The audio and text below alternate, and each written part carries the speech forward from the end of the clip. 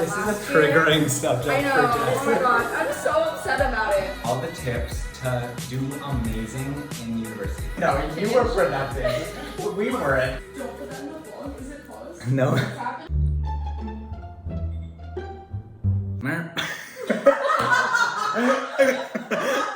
Hey everyone, and welcome back to another video. We're here today with a second year sum up review of my experience at UBC. If you hear any laughing or something, it's because we have a live studio audience. My friends Taylor and Carly are over there. And it's exciting, we're gonna be going deep diving into second year of online UBC. What a great time. Okay, let's begin.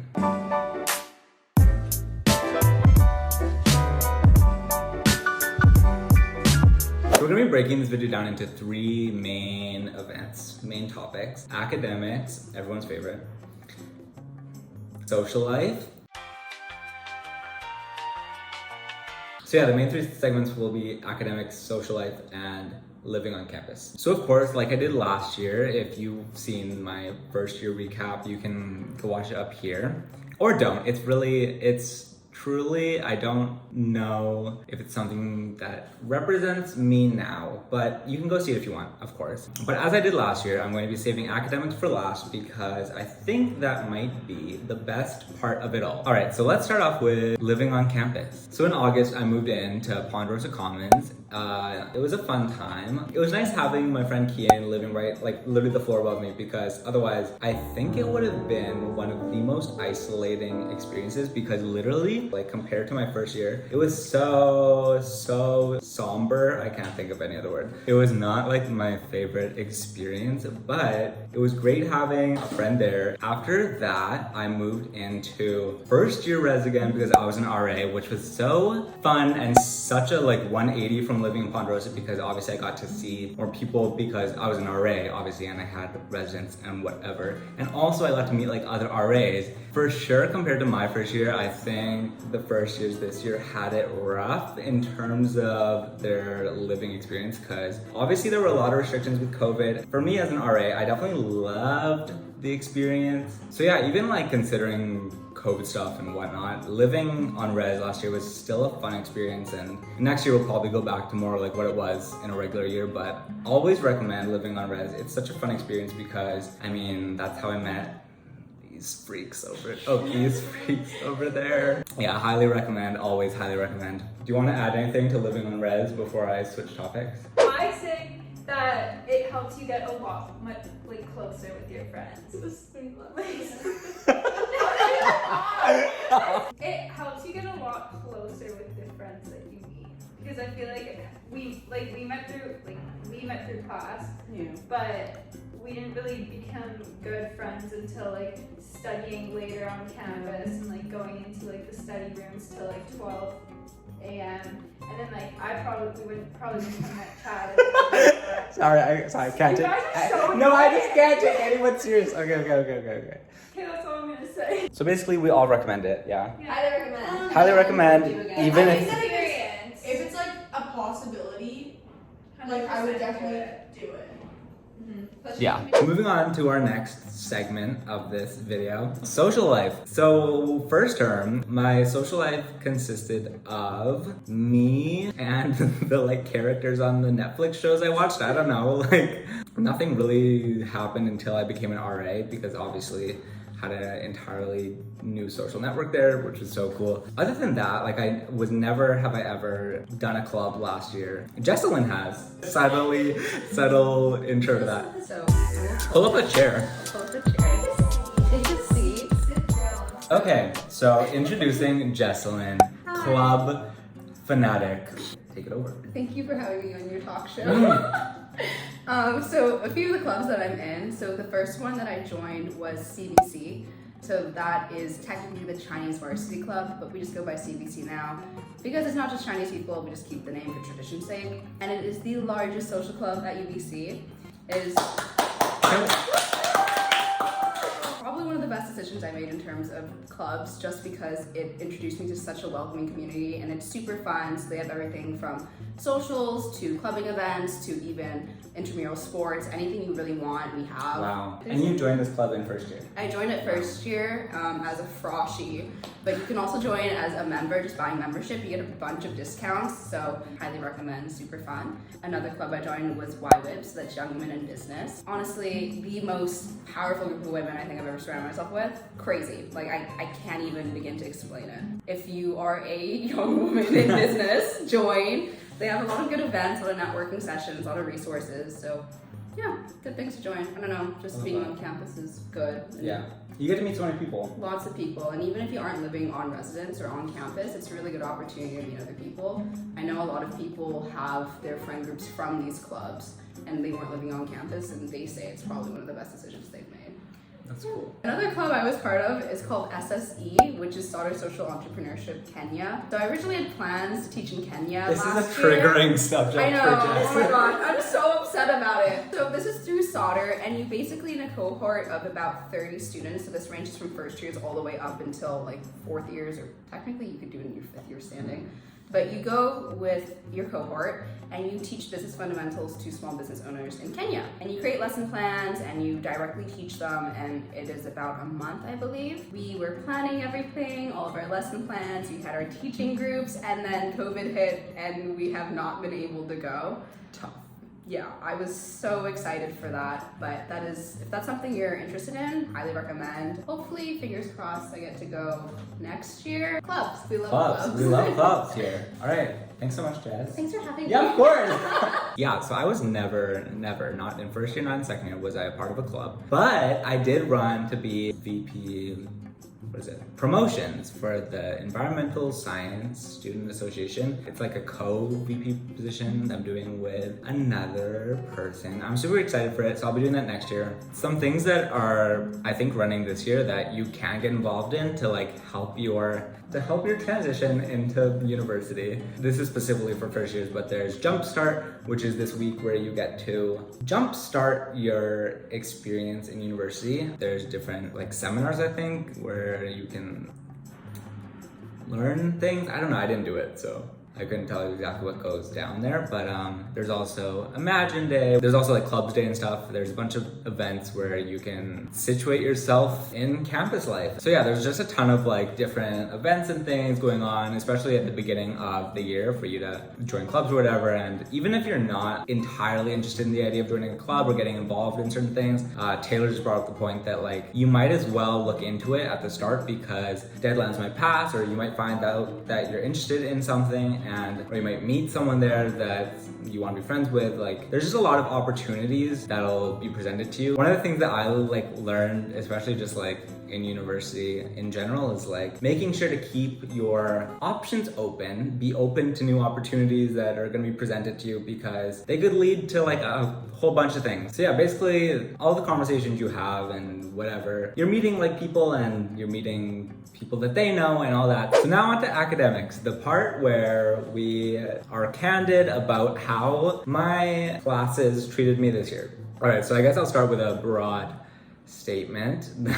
I actually feel like I had a good balance between like my courses in terms of like working on them but not overworking myself too much. In first term I took, also if you don't know, I'm in environmental science, so in first term I took Ath 210, eating culture. It was not a requirement at all. I took it because I thought it would be fun and a GPA booster. It was neither of those. Chem 208, which just a disaster from the start. Never have I ever done so poorly throughout the term, and then I dropped it last minute, and then I talked to a like science advisor, and she was like, how did you get into this chemistry course? You didn't even meet the pre-requirements. Huh?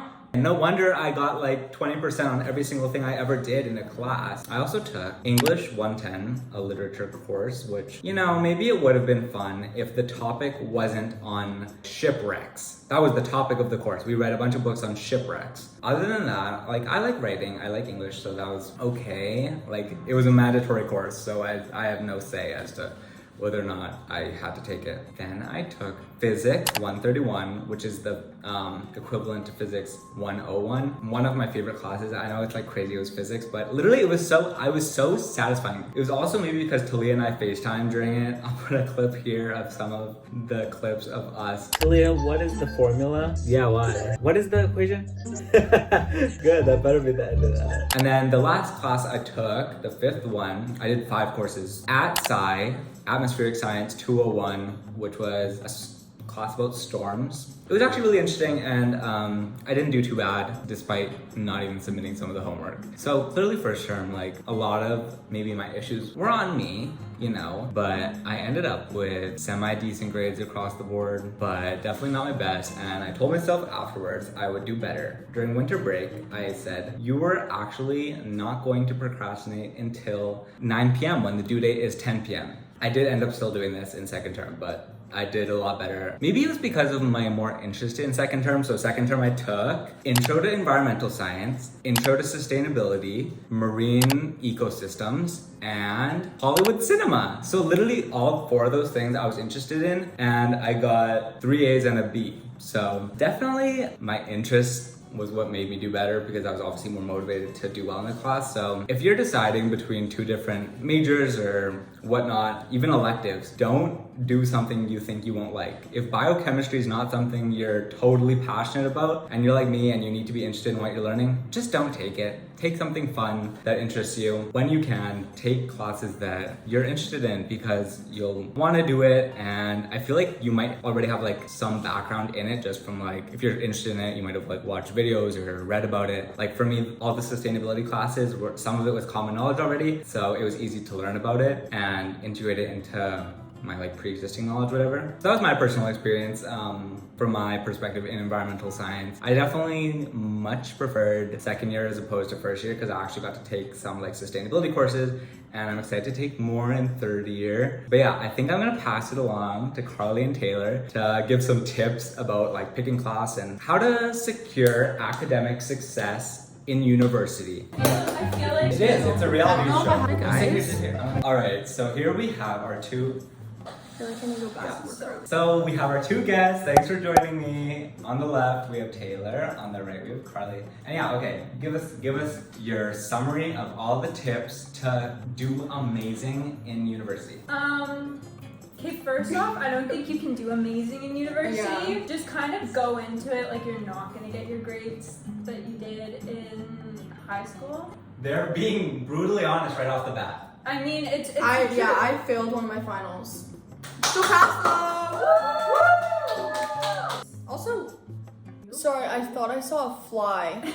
Rate your props. Yeah, when you're I had a few selecting courses, weird props. definitely like I would put a lot of research into the classes you're taking and like preparing yourself for it, and kind of like scheduling your schedule or scheduling your timetable based on your courses. So like if there are some courses like you can research Rate My Prof and see how hard it is. You can kind of plan out your schedule, like okay, like I'll plan some hard classes for this semester and like leave the rest for the next semester, just so you have some breathing room so you're not like completely crammed. Well, I think there's a lot of pressure to take a full course load. And I know that, especially in our second year in our program, a lot of people were taking 6 classes, which the engineering kids, I'm pretty sure they have to take like more. Yeah. But 7 or 8. I mean, we both took 6 classes one of the semesters this coming year. there's also like no rush. Like everybody goes at their own Exactly. pace. And honestly, I feel like it's nice to just take your time doing your degree and actually like fully understand and comprehend what you're learning. Also, don't buy textbooks right away. Don't do that. Wait. I've wasted so much money just buying textbooks, and I've done it like 2 years in a row. In first year, I remember I bought all my textbooks like early, and I didn't need half of them. And then in second year, I did the same, and then they were all just online, like in PDF forms that people were sending out. So also don't buy, obviously like you can, but buying iClickers secondhand, sometimes they like glitch out. That's just personal. And also make like be open to making friends in your program, because Yeah. it definitely helps with homework. But me and Carly are like not the people to We're not the best people to ask. for like academic stuff. Yes, you are. Jess, do you want to come back in the frame? What am I talking Academics. Academics. Tips for success. Oh, Jess's tips are to overwork herself. Yeah, I don't know if I'm the best. I just don't sleep. I think during first year, every night on average, I get about 5 hours of sleep, which is horrible for you.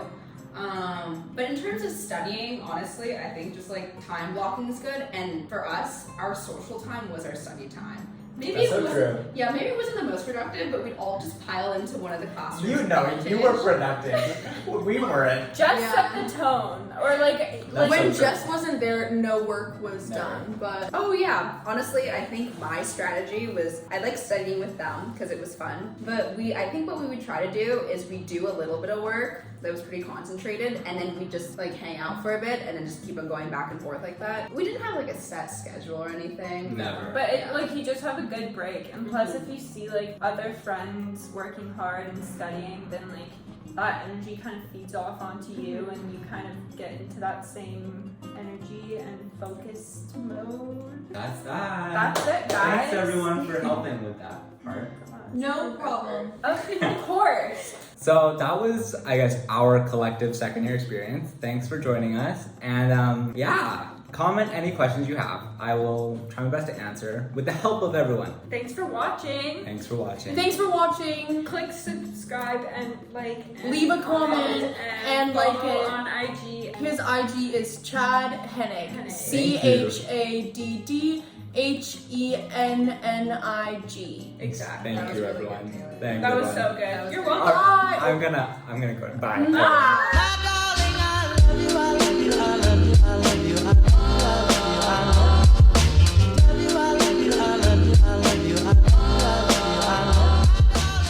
Peace out. Ew, don't put that in. I'm keeping that. No.